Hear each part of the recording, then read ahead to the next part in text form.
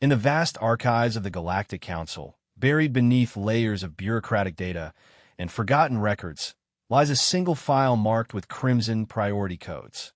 The species designation reads, Homo sapiens status, extinct. Date of extinction, 2387 Standard Galactic Time. Cause, totale planetary annihilation via quantum lance-bombardement. For 300 years, this file has remained unchanged, a testament to the Council's decisive action against what they deemed the most dangerous species the galaxy had ever encountered. Humans, they concluded, were too unpredictable, too stubborn, too willing to fight against impossible odds. Better to end the threat before it could spread beyond their single blue world. The Council's member species sleep peacefully, knowing they eliminated humanity's chaos from the stars.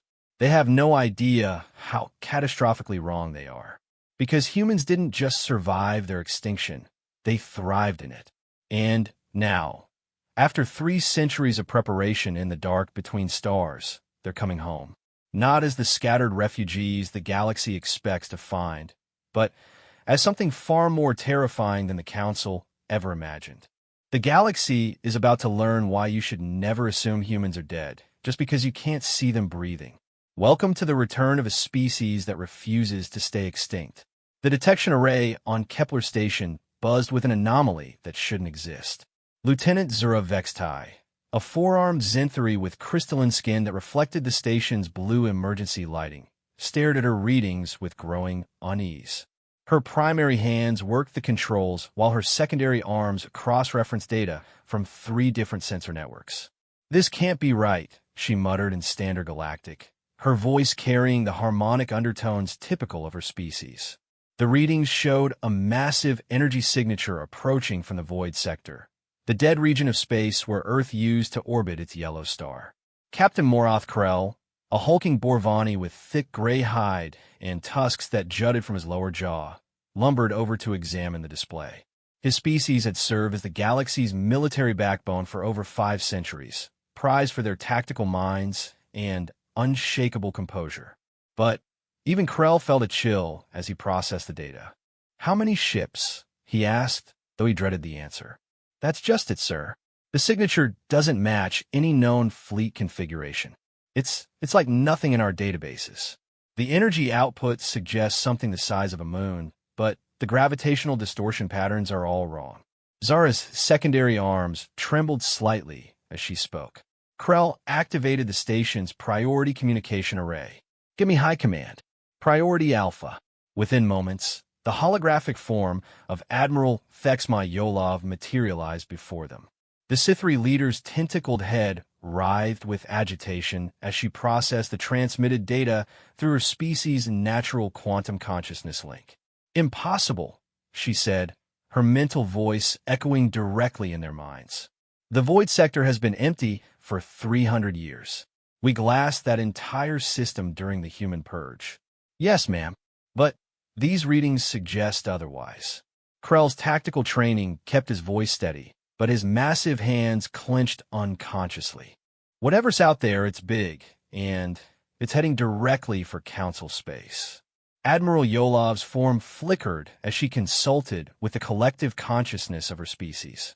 When she returned, her mental emanations carried undertones of ancient fear. "Maintain observation protocols. Do not engage. We're dispatching the 3rd Fleet to investigate." The communication ended, leaving the station crew in tense silence. Zara continued monitoring the approaching signature, while Krell reviewed defensive protocols they all hoped they wouldn't need. Neither spoke of what they were both thinking, that the energy signature felt familiar in a way that made their species' genetic memories scream warnings. Hours passed before the 3rd Fleet arrived, a formidable force of 12 battlecruisers and their escort fighters. Admiral Yolov commanded from the flagship Eternal Judgment, a 2-kilometer vessel bristling with quantum disruptors and photon cannons. The fleet represented the combined military might of 4 Council species, enough firepower to crack a planet's crust. All vessels maintain formation, sensors to maximum range. "Whatever's in the void, we meet it on our terms," Admiral Yolov broadcast to the fleet. The response came sooner than expected. The massive energy signature suddenly accelerated, covering impossible distances in minutes rather than hours. When it finally emerged from the cosmic dust clouds of the dead Earth system, even the fleet's advanced sensors struggled to process what they were seeing. It wasn't a ship. It was a structure, a massive, angular construction that seemed to bend space around itself. Kilometers of dark metal and strange geometries defied conventional understanding of engineering. Energy cascaded along its surface in patterns that hurt to look at directly, as if the thing existed partially outside normal space-time. "By the ancestors," whispered Commander Zakti from the bridge of the Stellar Hammer. His Corvani species had evolved from deep space dwellers, their black eyes designed to see in conditions that would blind other races. Even he struggled to comprehend the structure's true dimensions. "All ships, power weapons. Unknown vessel. Identify yourself immediately or face destruction," Admiral Yolov broadcast on all frequencies. The response came not as words, but as a data stream that bypassed their communication arrays entirely and spoke directly to their ship computers. Every screen in the fleet simultaneously displayed the same message in perfect standard galactic text. "Attention Galactic Council Forces. This is the Terra Innova Collective. We are human. We have returned." Panic erupted across fleet communications. Species that hadn't felt genuine fear in centuries suddenly found their warriors trembling at their stations. The humans were supposed to be extinct. Every military academy in Council space taught the human purge as a necessary but successful operation. There should be nothing left but radioactive debris orbiting a dead star. Admiral Yolov's consciousness reached out to her home world, connecting with the vast Sithri over mind that guided their species.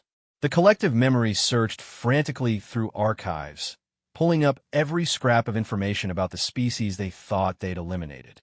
The humans have been dangerous not because of superior technology or numbers, but because of their psychological makeup. They refused to accept defeat. They thrived in impossible situations. They turned every setback into motivation for revenge. When cornered, they didn't surrender. They became exponentially more dangerous. Unknown human vessel, Admiral Yolov broadcast, fighting to keep her mental voice steady. By order of the Galactic Council, you are trespassing in prohibited space. Withdraw immediately or face consequences.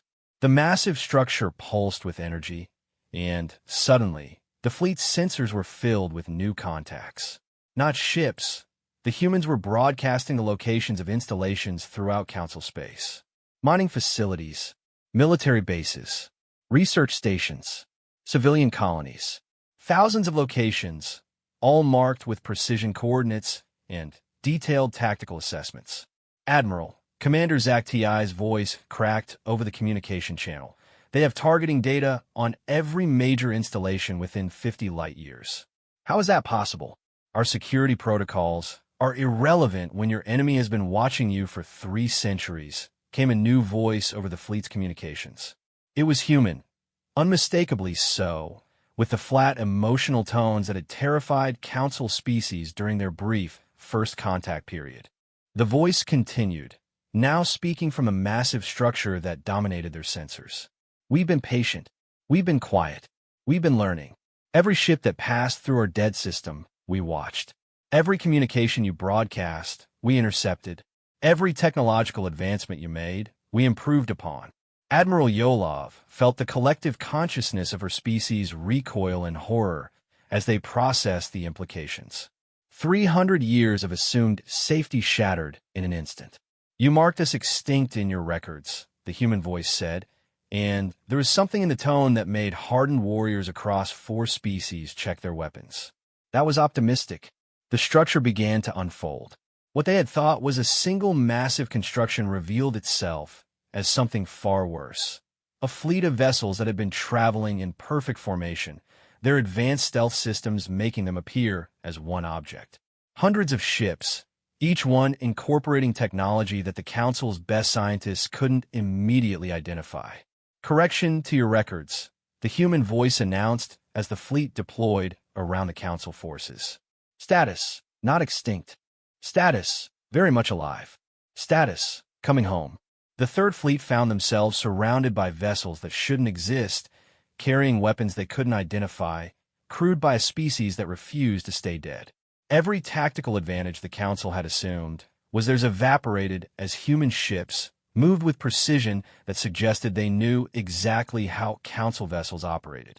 Admiral Yolov's species consciousness screamed warnings that echoed across her homeworld.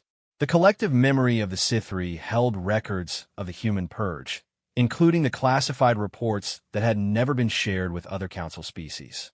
Humans didn't just fight until they died. They learned from every defeat and came back stronger. Fleet commanders, she broadcast on emergency channels, implement Protocol 7. All units prepare for immediate withdrawal.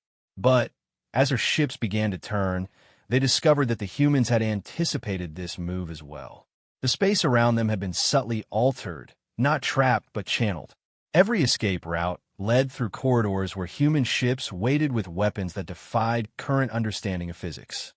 There's no need for violence, the human voice said, and somehow that reasonable tone was more terrifying than threats would have been. We simply want to talk. After all, we have 3 centuries of conversation to catch up on. The Council fleet hung motionless in space, completely outmaneuvered by an enemy they thought they'd eliminated. Every sensor showed human vessels maintaining perfect firing solutions while broadcasting detailed technical specifications about Council ship weaknesses. On Kepler Station, Lieutenant Zara watched the tactical display with growing horror. The humans hadn't just survived, they'd spent 300 years preparing for this exact moment. Every move the Council fleet made was anticipated. Every tactical option had been countered before it could be implemented. "Sir," she whispered to Captain Krell, "they're not just more advanced than us. They know us better than we know ourselves." The massive structure that had first appeared now revealed its true nature. A mobile base equipped with technology that seemed to violate several laws of physics. Manufacturing facilities, research labs, and weapons systems that incorporated materials unknown to Council science. "Admiral Yolov," the human voice continued, "we believe you have some records that need updating, starting with our extinction status. The Galactic Council had made a critical error 3 centuries ago. They had assumed that destroying Earth would eliminate humanity. They hadn't considered that a species capable of reaching the stars might have already established footholds elsewhere. They hadn't imagined that humans might use their own extinction as camouflage while they prepared for the ultimate comeback. As the human fleet settled into perfect attack formations around the Council forces, one truth became absolutely clear. The galaxy was about to remember why it had been so afraid of humans in the first place. The species that refused to stay extinct had returned, and they had spent 300 years becoming something far more dangerous than the Council's worst nightmares had ever dared imagine. The emergency session of the Galactic Council convened in the crystalline chambers of the Nexus, a space station positioned at the gravitational balance point between 5 star systems. Representatives from 23 species materialized through quantum links and faster-than-light travel, their faces bearing expressions ranging from confusion to outright terror. Chancellor Vorthicke of the Threnody took his position at the central podium, his insectoid features twitching with barely contained anxiety. The Threnody had served as the Council's administrative backbone for 4 centuries, their hive-mind efficiency making them ideal bureaucrats. But even their collective processing power struggled to analyze the reports flooding in from across Council space. "Honorable delegates," Vorthicke began, his mandibles clicking in the traditional greeting, "we face a crisis that challenges our understanding of galactic security. The species designated as human, officially extinct for 300 years, has returned with capabilities that exceed our current threat assessment parameters." A ripple of unease passed through the assembled representatives. The Corvani delegate, Ambassador Zextai, rose from her seat with fluid grace. Her species' elongated limbs and pale blue skin gave her an ethereal appearance, but her dark eyes held the sharp intelligence that had made the Corvani the Council's premier intelligence network. Chancellor, with respect, our records indicate total planetary annihilation. We monitored the quantum lance bombardment personally. Earth was reduced to component atoms. How can a species return from complete molecular dissolution? Before Vorthake could respond, the chamber's main display activated. Admiral Yolov's quantum consciousness projection appeared, her tentacled form writhing with barely contained panic. The Sithri had served as the Council's military strategists for generations, their collective mind capable of processing millions of tactical scenarios simultaneously. Seeing their military leader in such distress sent waves of fear through the assembly. Delegates, the situation is worse than our initial reports indicated. The humans didn't just survive, they've been actively monitoring Council space for the entire duration of their supposed extinction. They have complete intelligence on our military capabilities, our trade routes, our colony locations, and our defensive strategies. The Zinthri representative, a crystalline being whose body reflected the chamber's lighting in brilliant patterns, stood abruptly. Impossible. Our communication networks are quantum encrypted with rotating cipher algorithms. No single species could maintain surveillance of that magnitude without detection. That's what we thought, Admiral Yolov replied, her mental voice carrying undertones of defeat that chilled the assembled delegates. The humans have transmitted detailed logs of our communications dating back 2.5 centuries. They've been listening to everything. A new voice cut through the growing panic, calm, measured, and absolutely human. The chamber's defensive systems should have prevented unauthorized access, but somehow the transmission bypassed every security protocol with effortless ease. Honorable members of the Galactic Council, this is Director Sarah Chun of the Terra Nova Collective. I believe we need to have a conversation. The main display shifted to show a woman who appeared to be middle-aged by human standards, with graying hair and eyes that held depths of knowledge that seemed impossible for any individual to possess. She sat in what appeared to be a command center, with holographic displays showing detailed maps of Council space surrounding her. "You're dead," Chancellor Vorthake said, his administrative mind struggling to process information that contradicted established facts. "Your species was eliminated during the purge. Your planet was destroyed." Sarah Chun smiled, and somehow that expression was more unsettling than any threat could have been. "Death is a funny thing, Chancellor. It's usually pretty permanent for individuals. But for species? That depends entirely on how you define extinction." The display showed new images, vast installations built into asteroids, colonies hidden within nebulae, generation ships disguised as space debris. Hundreds of human settlements scattered throughout the galaxy, all connected by communication networks that the Council had never detected. You see, the thing about humans is that we're really bad at staying where you put us. When the Council decided we were too dangerous to exist, some of us were already off-world, mining asteroids, exploring distant systems, setting up research stations. The quantum lance bombardment was thorough, but it only hit one planet. Ambassador Zextai felt her intelligence network's carefully constructed understanding of galactic affairs crumbling. Our surveys detected no human presence beyond Earth. We monitored every system within 100 light years. "You monitored every system where you expected to find us," Chen replied.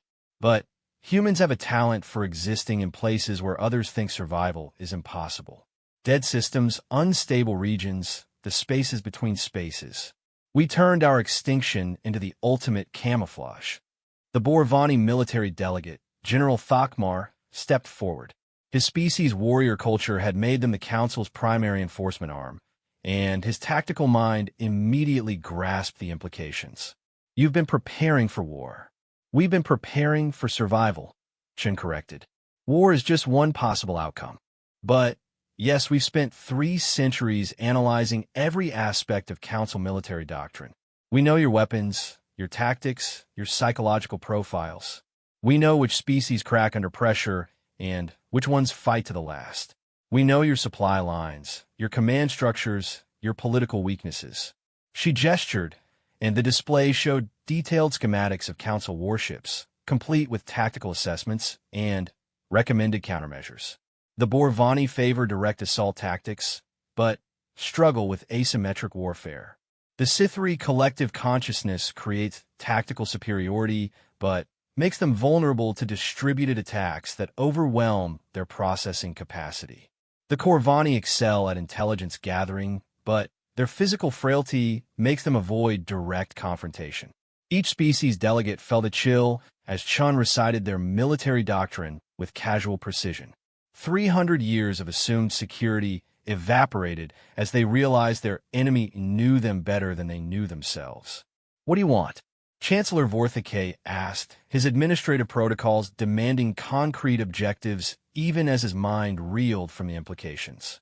"What we've always wanted," Chun replied. "To exist, to explore, to grow, to be left alone to pursue our destiny among the stars." The Council decided 3 centuries ago that humanity was too dangerous to be allowed that freedom. Now we're in a position to discuss whether that assessment was accurate. The Threnodai delegates compound eyes focused intently on the human. "You speak of discussion, but your fleet actions suggest military conquest. Your vessels maintain attack positions throughout Council space." Chen's smile widened slightly. "Our vessels maintain defensive positions in territory that was never legally ceded to the Council. You see, the thing about extinction orders is that they don't actually transfer property rights. Technically, the Council has been trespassing in human space for 3 centuries. The legal implications hit the Assembly like a physical blow. Interstellar law, carefully constructed over millennia, contained no provisions for species that returned from extinction.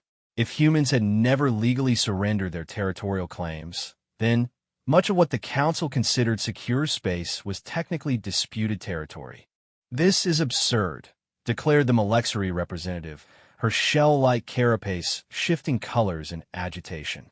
"You cannot claim rights to territory when your species was eliminated." The purge was a legal military action approved by Council majority vote. "The purge was attempted genocide," Chen replied, her tone remaining conversationally pleasant even as her words carried implications that froze the blood of every delegate present. "But let's set aside questions of legality for a moment. You're all wondering what we intend to do now that we've revealed ourselves." The display shifted to show real-time images from across Council space. Human ships emerging from hiding places that shouldn't have been able to conceal them. Installations powering up systems that had been dormant for centuries.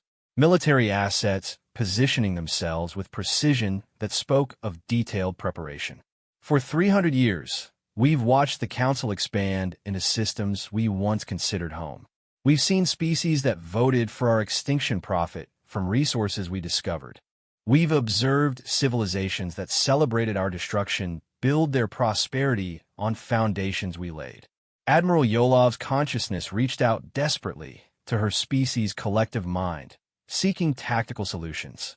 But for the first time in Sithri history, their vast mental network found no favorable scenarios. Every simulation ended with human victory, usually achieved through methods that the Council couldn't predict or counter. "But here's the thing about humans that the Council never understood," Chun continued. "We don't actually want to rule the galaxy. We never did. We just want to be part of it. The Council decided that was impossible because we were too unpredictable, too aggressive, too willing to fight when cornered." She leaned forward slightly, and every delegate felt the weight of 3 centuries of preparation behind her words. "So we spent 300 years becoming more unpredictable, more aggressive, and much, much better at fighting when cornered. We became everything the Council feared we might become." The Zinthari delegates' crystalline form shimmered with confusion. "If you don't want conquest, what is your objective?" "Simple," Chen replied. "Renegotiation. The Council made certain assumptions about humanity when you voted for our extinction. We'd like the opportunity to show you how wrong those assumptions were." The main display now showed the true scope of human preparation. Not just ships and weapons, but infrastructure, mobile shipyards, automated manufacturing systems, self-replicating construction protocols. Entire civilizations that had grown in the shadows while the Council believed itself secure. "We have a proposal," Chen announced. The Council reconvenes with humanity as an equal member. We discuss territorial boundaries, trade agreements, and mutual defense pacts like civilized beings. In return, we share 3 centuries' worth of technological advancement and strategic intelligence. General Thakmar's warrior instincts screamed warnings. And if the Council refuses? Chen's smile became something altogether more dangerous. Then, you'll discover what happens when a species that refuses to stay extinct decides to prove exactly how not dead they are. But let's hope it doesn't come to that. After all, we've had 300 years to prepare for that possibility, and we've gotten really good at it.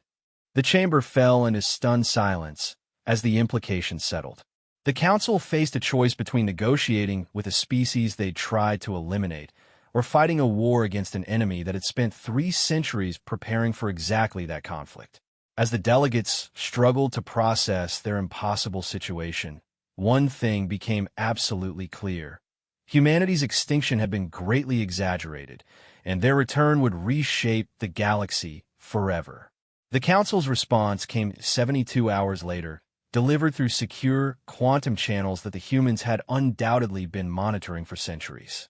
Chancellor Vorthay's image flickered into Director Chen's command center aboard the massive construct, now designated as Humanity's Dawn, their mobile capital ship that defied conventional understanding of engineering.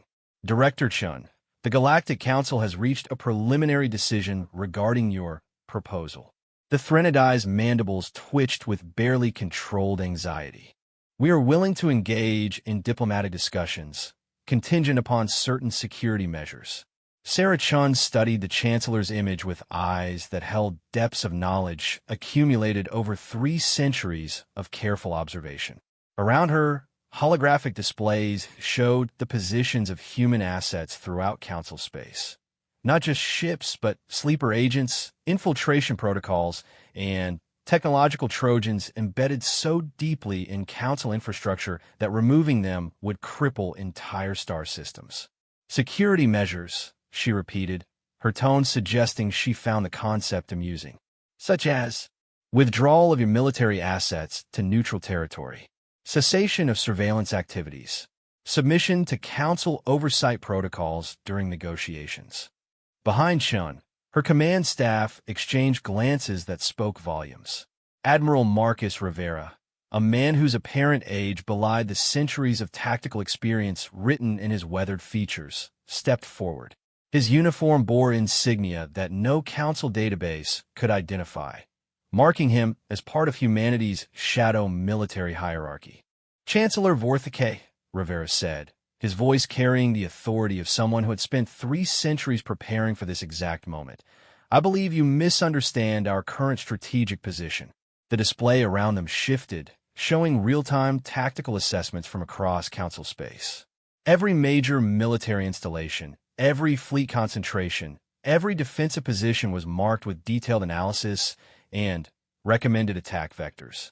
"We're not requesting permission to negotiate," Chen continued, her conversational tone somehow more unsettling than threats would have been. "We're informing you that negotiations will occur. The only variable is whether they happen before or after we demonstrate why the Council was originally so afraid of us." Chancellor Vorthay's compound eyes focused with visible effort. "Director, surely you understand that your demands are unreasonable. The Council cannot simply—" "Chancellor," Chen interrupted gently, "let me show you something that might clarify our position." The transmission shifted to display the Corvari Prime system, homeworld to over 40 billion beings, and headquarters of the Council's intelligence network. The planet appeared normal on long-range scans, its cities gleaming with technological achievement, its orbital facilities bustling with activity. Then, the perspective changed, revealing details that made Chancellor Vorthay's administrative mind struggle to process what he was seeing. Human ships, previously invisible to all Council sensors, became visible throughout the system, not attacking, not threatening, simply existing in positions that controlled every critical infrastructure node. We've been neighbors for quite some time, Chen explained as the scope of human infiltration became clear. Your people never noticed because we didn't want them to. But every major council system has been under quiet human observation for decades. Admiral Yolov's quantum consciousness suddenly materialized in the communication channel, her tentacled form writhing with panic. Director Chen, you're describing an act of war. The positioning of military assets within sovereign space without permission is exactly what the Council did to us 3 centuries ago. Rivera cut in, his tactical mind clearly enjoying the strategic reversal. The difference is that we're not here to commit genocide. We're here to establish facts. Shun gestured, and the display showed similar scenarios across 24 council worlds. Human presence, carefully concealed but strategically positioned throughout the galaxy's most secure systems. It wasn't an invasion. It was a revelation of an infiltration that had been ongoing for generations. The fact is that humanity has been part of galactic civilization this entire time, Chen continued. We've simply been the part you couldn't see. We've been watching, learning, growing, preparing. The Council's attempt to eliminate us succeeded only in making us more patient, more careful, and infinitely more motivated. On the bridge of the eternal judgment, Admiral Yolov felt her species' collective consciousness recoil from the implications. The Sithri overmind processed thousands of tactical scenarios per second, but every simulation reached the same conclusion. The Council was facing an enemy that had turned their own strategic doctrine against them with devastating effectiveness. What do you want from us? Chancellor Vorthike asked, his bureaucratic protocols demanding concrete objectives even as his understanding of galactic balance shifted around him. Simple recognition, Chen replied. Humanity exists. We have rights to the territory we've claimed, the resources we've developed, and the future we've built. We want a seat at the council table, equal representation in galactic affairs, and assurance that no one will ever again decide that our species is too inconvenient to be allowed to exist. The Zinthari delegate, Ambassador Kethare, materialized in the communication channel. Her crystalline form reflected the emergency lighting of the council chambers, creating patterns that spoke of barely contained panic. Director Chun, even assuming the council agrees to recognize human sovereignty, how do we know you won't simply use your position to seek revenge for the purge? Chen's smile carried genuine amusement. Ambassador, if we wanted revenge, do you really think we would have announced our presence? We've had 3 centuries to plan the perfect strike. We could have eliminated the council leadership, crippled your military, and conquered your worlds before you even realized we existed. She gestured to the displays showing human positions throughout council space. Instead, we revealed ourselves and requested negotiation. That should tell you something about our actual intentions. But Admiral Rivera stepped forward, his expression growing serious. However, Ambassador, you should understand that our patience isn't unlimited. Humanity spent 300 years being dead. We have no intention of spending another 300 years being ignored. The threat was clear despite its polite delivery. The humans had positioned themselves to devastate council civilization if negotiations failed, but they preferred diplomatic solutions. The choice of which option to pursue rested entirely with the council.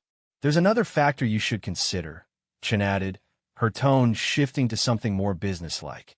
The galaxy has changed significantly since the purge.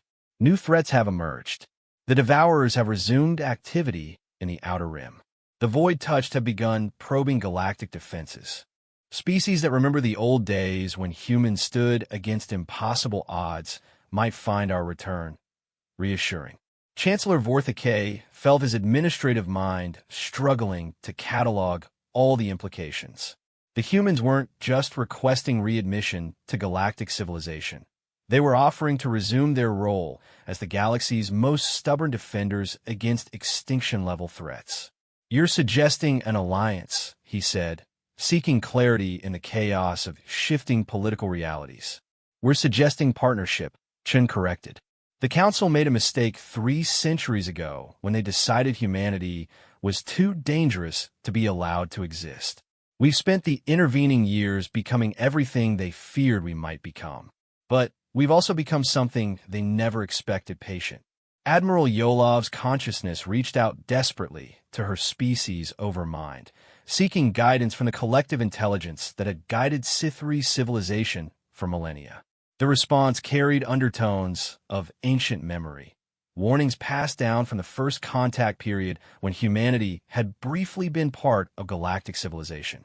Director, our records from the first contact period suggest that humans have difficulty with conventional diplomatic protocols. Your species' tendency toward unpredictable action caused significant concern among council members. Chen laughed, and the sound carried genuine warmth despite the circumstances. Admiral, we've had 3 centuries to learn patience. We've watched civilizations rise and fall. We've seen species evolve beyond recognition. We've observed the long view of galactic history in ways that individual lives don't normally allow. She gestured to her command staff, and the humans around her displayed the kind of casual competence that came from generations of preparation. We're not the same species that the Council expelled.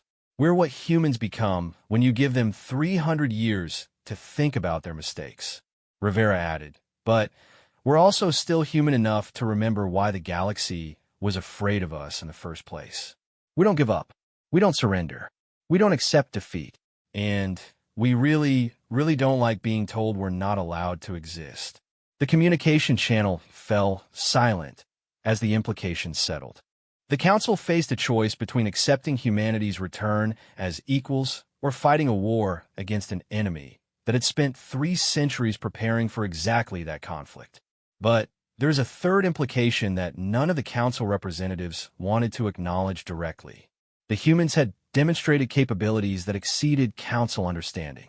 Their technology, their strategic planning, their infiltration abilities all suggested that humanity had evolved far beyond the species that had been purged 3 centuries ago. We need time to deliberate, Chancellor Vorthke finally said. Of course, Chen replied pleasantly. Take all the time you need. We've waited 300 years. We can wait a little longer. As the communication ended, one truth hung in the space between species. The galaxy was about to discover whether it was ready for the return of a species that had spent 3 centuries learning how to be the thing their enemies feared most. The Council's deliberations stretched into its 5th day when the situation changed dramatically. Emergency klaxons echoed through the Nexus station as long-range sensors detected massive energy signatures emerging from the void sector. Not human this time, but something far worse. Ambassador Zextai materialized in the emergency session chamber, her pale blue Corvani features twisted with barely controlled terror. Honorable delegates, we have confirmation. The Devourers have returned in force. The main display showed nightmare images that froze the blood of every species present. Massive organic ships, each the size of a small moon, drifted through space, consuming everything in their path. Planets, asteroids, space stations, all converted into raw biomass to fuel the endless hunger that had once driven the Devourer horde to the edge of galactic conquest. How many? Chancellor Vorthke asked, his administrative mind automatically cataloging the threat, even as his species' genetic memory screamed warnings. Initial counts suggests over 2,000 capital ships, with support swarms that number in the millions, Zextai replied. They're moving through the outer rim systems, consuming everything in their path. At current progression rates, they'll reach Council space within 6 standard months. A chill settled over the assembly. The last time the Devourers had threatened galactic civilization, it had taken the combined might of 47 species and a century of warfare to drive them back into the dark between galaxies. That victory had only been achieved because one species had refused to accept defeat even when the situation seemed hopeless. That species had been human. We need immediate military mobilization, declared General Thakmar, his Borvani warrior instincts demanding action. Full fleet deployment, planetary defense preparations, Alliance calls to every militarized species in the galaxy. With respect, General, Admiral Yolov interjected, her quantum consciousness processing tactical scenarios at devastating speed. Our combined forces defeated the Devourers before because we had human strategic doctrine. Their willingness to sacrifice anything for victory, their ability to find solutions in impossible situations, their refusal to accept defeat. Those factors were crucial to our success. The unspoken implication hung in the chamber like a physical presence. The Council faced an enemy that had once required humanity's unique talents to defeat, but they had eliminated humanity 3 centuries ago. The strategic doctrine that had once saved galactic civilization was supposedly extinct. Before any delegate could respond to this nightmare scenario, every screen in the chamber activated simultaneously. Director Chen appeared, but this time she wasn't alone. Behind her stood figures that made even hardened military officers feel a chill of recognition. Humans whose apparent ages didn't match the depth of tactical knowledge in their eyes. Council delegates, Chun said, her tone carrying new urgency. We're aware of the Devourer incursion. We've been monitoring their movement patterns for the past 72 hours. Admiral Yolov's consciousness reached out desperately. Director Chun, the threat assessment is worse than your sensors can detect, interrupted Admiral Rivera, stepping into view with displays that showed tactical data the Council couldn't have gathered. The Devourers haven't just returned. They've evolved. Their bioships incorporate technology absorbed from dozens of civilizations they consumed during their retreat. They're faster, more adaptable, and significantly more intelligent than the enemy we fought 3 centuries ago. The implications hit the assembly like a physical blow. The enemy that had once nearly conquered the galaxy had returned stronger than ever, while the species that had been crucial to defeating them was supposedly extinct. However, Chun continued, humanity has also evolved during our absence. We've spent 3 centuries studying the Devourer threat, analyzing their biology, and developing countermeasures for their adaptive capabilities. The display shifted to show human installations throughout the Outer Rim, not the carefully concealed observation posts they'd revealed earlier, but massive fortress structures bristling with weapons that incorporated technology beyond Council understanding. We never stopped preparing for their return, Rivera explained. While the Council assumed galactic civilization was secure, we maintained watch on the dark between galaxies. We knew they would come back eventually. Ambassador Ketharay's crystalline form reflected the emergency lighting in chaotic patterns. You've been preparing for 3 centuries to fight an enemy the galaxy hoped never to see again. We've been preparing for 3 centuries to win the war the galaxy couldn't afford to lose, Chen corrected. The Devourers don't just consume matter. They consume the potential for civilization itself. Every world they devour, every species they eliminate, reduces the galaxy's capacity to resist them in the future. Chancellor Vorthay K felt his administrative protocols struggling to process the shift in galactic priorities. Director Chun, are you suggesting that humanity's return is connected to the Devourer threat? Chen's smile carried implications that chilled every delegate present. Chancellor, why do you think we chose to reveal ourselves now? We could have remained hidden indefinitely, watching from the shadows while the Council governed a galaxy that didn't know we existed. The tactical implications began to settle as delegates processed this revelation. Humanity's dramatic return, their overwhelming strategic advantage, their positioning throughout Council space. None of it was random. Everything had been timed for this exact moment. The Devourers are coming, Rivera stated with military precision. The Council's current military doctrine will delay them, possibly for years. But it won't stop them. You lack the strategic flexibility, the willingness to accept massive losses, and the tactical unpredictability necessary to defeat an enemy that adapts to conventional warfare. You need us, Chen added simply. Not as subordinates, not as reluctant allies, as equals in a partnership that recognizes what humanity brings to galactic civilization. The chamber fell silent as every delegate grappled with the same realization. The species they had tried to eliminate 3 centuries ago was offering to save them from an enemy that threatened everything they had built. "What are your terms?" Admiral Yolov asked, her collective consciousness already processing the tactical necessities. Full council membership with equal voting rights. Recognition of human territorial claims. Complete technological exchange agreements. And, most importantly, Chen's tone grew serious. Joint command authority over the defense against the Devourer threat. General Thakmar's warrior instincts rebelled against the idea of sharing command with a species his people had voted to eliminate. Joint command is unprecedented. The Council has never faced the Devourers without human strategic doctrine, Rivera interrupted. Your military leaders are competent, General, but they think like civilized beings. The Devourers aren't civilized. Their hunger given form and intelligence. Fighting them requires a willingness to become temporarily uncivilized yourself.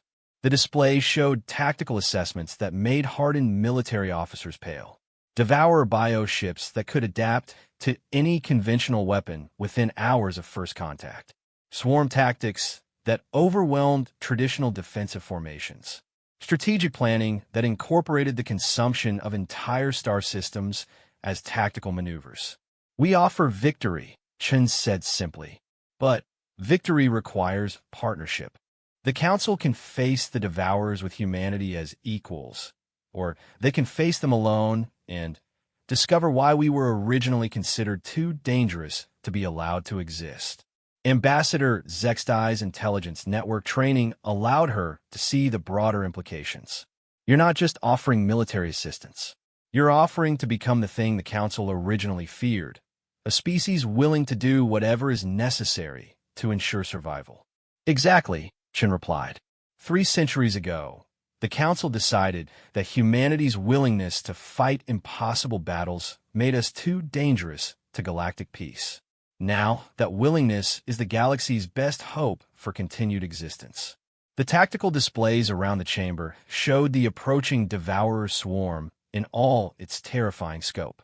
Millions of bioships spreading across the galaxy's edge like a plague of living destruction. Behind them, the consumed remnants of civilizations that had thought themselves secure. "Time is short," Rivera announced. "The Devourers will reach the first Council worlds within 6 months. Full defensive preparations require at least 8 months. That means we need to slow their advance significantly while building defenses that can actually stop them. And you can do this?" Chancellor Vorthake asked. Chen's smile became something altogether more dangerous. "Chancellor, we've spent 3 centuries becoming the thing your nightmares warned you about. The Devourers are about to discover what happens when an unstoppable force meets a species that refuses to be moved. The emergency session faced a choice that would define the galaxy's future. Accept humanity as equal partners in defending civilization, or face the Devourers with conventional tactics that had barely succeeded 3 centuries ago when the enemy was weaker and less adaptive. As the delegates processed their impossible situation, one truth became absolutely clear. The galaxy's survival might depend on embracing the very species they had once tried to eliminate. The vote took place 18 hours later, with the approaching Devourer swarm serving as motivation for even the most reluctant Council members. The result was unprecedented in galactic political history. Unanimous approval for humanity's readmission to galactic civilization as full equals, with emergency powers granted for the duration of the crisis. Director Sarah Chun stood before the assembled Council delegates, no longer as a representative of a supposedly extinct species, but as humanity's official ambassador to galactic civilization. Around her, holographic displays showed the massive mobilization already underway as human forces emerge from 3 centuries of hiding. "The first phase of defense has already begun," Admiral Rivera announced, his tactical displays showing operations across dozens of star systems. Human stealth fleets are moving to intercept Devourer scout swarms before they can report back detailed intelligence on Council defensive capabilities. The images were both inspiring and terrifying. Human ships that seemed to bend space around themselves engaged devourer biovessels in battles that defied conventional understanding of physics. Weapons that turned biological matter against itself, strategies that used the enemy's adaptive capabilities as weaknesses, tactics that required the kind of thinking that only emerged from 3 centuries of preparation for this exact conflict. Ambassador Zextai watched the tactical feeds with professional fascination. Your vessels are using technologies not present in any council database. The energy signatures don't match known physics. 300 years is a long time to spend in research and development, Chen replied. When your species' survival depends on eventually fighting an enemy that adapts to conventional warfare, you tend to develop unconventional solutions. The display shifted to show human manufacturing capabilities that had remained hidden throughout the galaxy. Mobile shipyards that could construct fleets while in hyperspace. Automated factories built into asteroid fields. Self-replicating construction systems that turned entire nebulae into military resources. The scale of your preparation is... Chancellor Vorth K. struggled to find appropriate administrative terminology. It suggests you expected this exact scenario. We didn't expect it, Chen corrected. We planned for it. Humanity has a saying, hope for the best, prepare for the worst. We spent 3 centuries hoping the Devourers would never return while preparing for the possibility that they would. Admiral Yolov's consciousness processed the strategic implications with growing amazement. Director, the resources required for this level of preparation would have consumed the entire economic output of most civilizations. How did humanity maintain such development while remaining undetected? Rivera smiled, and the expression carried implications that made hardened military officers reconsider their understanding of human capabilities. Admiral, we learn patience. When you have 300 years to prepare for a single battle, you can afford to be thorough. The tactical displays now showed the true scope of human preparation. Not just weapons and ships, but entirely new doctrines of warfare designed specifically to counter adaptive enemies. Strategies that incorporated the Devourer's biological advantages into trap systems. Technologies that turned the enemy's strengths into fatal vulnerabilities. The Devourers adapt to conventional threats within hours, Chen explained as the displays showed bio ships attempting to process human weapon systems. But our technology incorporates quantum uncertainty principles. The weapons literally change their fundamental operating parameters randomly, faster than any biological system can adapt. General Thakmar's warrior instincts recognized the tactical brilliance, while his military training struggled to accept its implications. You're describing weapons that violate basic principles of reliable technology. How do you maintain effectiveness if your own systems are unpredictable? By being more unpredictable than our enemies, Rivera replied. Humans have always excelled at chaos-based tactics. We turned that talent into a science. The first battle reports began arriving within hours. Human stealth fleets had engaged Devourer scout forces throughout the Outer Rim, and the results exceeded even optimistic projections. Bio ships that had adapted to defeat every previous enemy found themselves facing weapons that changed faster than their evolutionary processes could counter. Preliminary assessment suggests a 73% reduction in Devourer scouting effectiveness, Admiral Yolov reported, her consciousness processing tactical data that should have been impossible. Their adaptive capabilities are being overwhelmed by the rate of technological change in human weapon systems. But Chen's expression remained serious despite the encouraging reports. The scouts were just the beginning. The main swarm incorporates lessons learned from thousands of consumed civilizations. They'll adapt to our quantum uncertainty weapons eventually. Eventually, Rivera agreed, but not quickly enough. We bought time to implement Phase 2. The displays shifted to show massive construction projects throughout Council space. Not defensive installations, but something far more ambitious. Entire star systems being converted into strategic resources, with human engineering working alongside Council industrial capacity to create defenses on a scale that dwarfed anything in galactic history.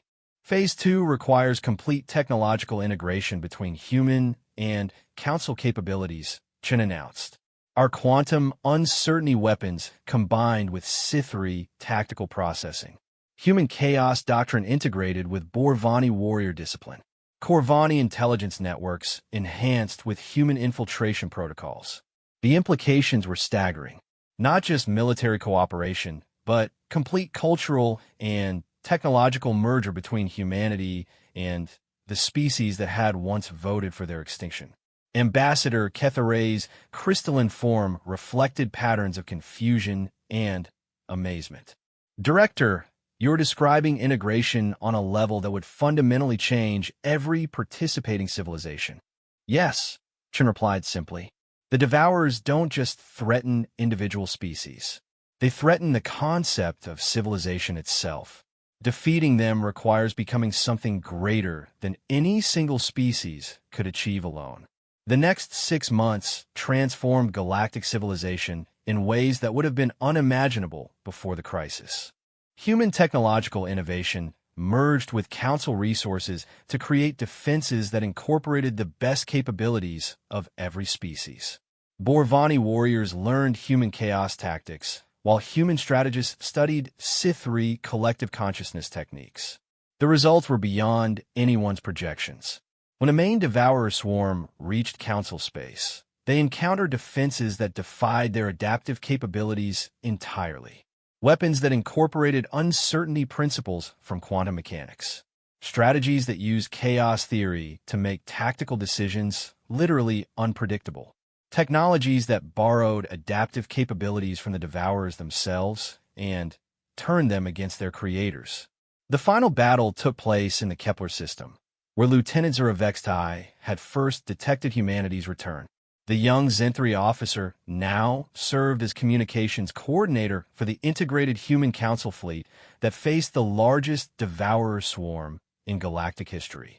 Director Chun stood on the bridge of humanity's dawn, surrounded by officers from a dozen species working with precision that spoke of months of intensive training.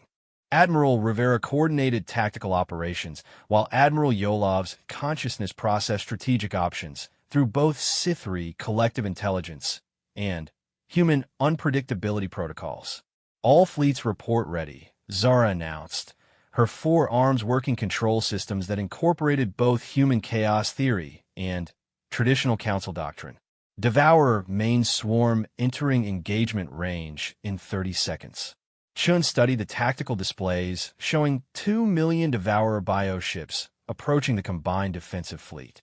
The enemy had adapted to every conventional strategy, incorporated countermeasures for every known weapon, and prepared biological responses to every previous tactical doctrine. They hadn't prepared for weapons that changed their operating principles randomly, strategies that made decisions using quantum probability rather than logical analysis, or tactics that incorporated controlled chaos as a fundamental principle. All vessels, Chun announced to the combined fleet, implement Doctrine Lazarus. Show them why humanity refuses to stay extinct. The battle that followed redefined warfare in ways that would be studied for millennia. Human quantum uncertainty weapons combined with Council industrial capacity. Sith-3 tactical processing enhanced by human unpredictability algorithms. Devourer adaptive capabilities turned against themselves through technologies that incorporated biological response systems. For the first time in galactic history, the Devourers encountered an enemy that adapted faster than they could process. Human chaos doctrine created situations that biological intelligence couldn't predict. Council technological resources gave humanity the industrial capacity to implement solutions on galactic scale. When the last Devourer bioship finally succumbed to weapons that had changed their fundamental nature 17 times during the engagement, the galaxy faced a new reality. Humanity had returned not as conquerors, but as the species that made victory possible against impossible odds. Director Chun stood before the reformed Galactic Council 3 months later, representing a species that had transformed from supposedly extinct refugees to essential partners in galactic civilization. Around her, delegates from 47 species worked together with integration that would have been unthinkable before the crisis. "The galaxy has learned something important," she announced to the assembly. "Extinction is just another challenge for species that refuse to accept defeat. The Devourers discovered what happens when you threaten a civilization that includes humans. We discovered what happens when humans are accepted as equal partners rather than dangerous outsiders." Chancellor Vorthe K., his administrative mind still cataloging the implications of galactic transformation, asked the question that defined their new reality. "What happens now, Director? How do we move forward as a unified galactic civilization?" Chun smiled, and this time the expression carried warmth rather than implications of barely contained danger. "Now we do what humans have always done best, Chancellor. We explore. We grow. We face whatever challenges the galaxy throws at us. And we never, ever give up. The file in the Council archives still exists, but the designation has changed. Where it once read Homo sapiens status extinct, it now reads Homo sapiens status essential. Because the galaxy learned that some species are too stubborn to stay dead, too valuable to eliminate, and too important to lose. Humanity's return didn't just save galactic civilization. It transformed it into something greater than any single species could achieve alone. And in the dark between stars, other ancient threats that had once tested galactic resolve now hesitated before emerging from the void. Because the galaxy's defenders now included a species that had spent 3 centuries becoming the thing their enemies' nightmares warned them about, and they had done it while learning patience, wisdom, and the value of partnership. The species that refused to stay extinct had returned home, and the galaxy would never be the same.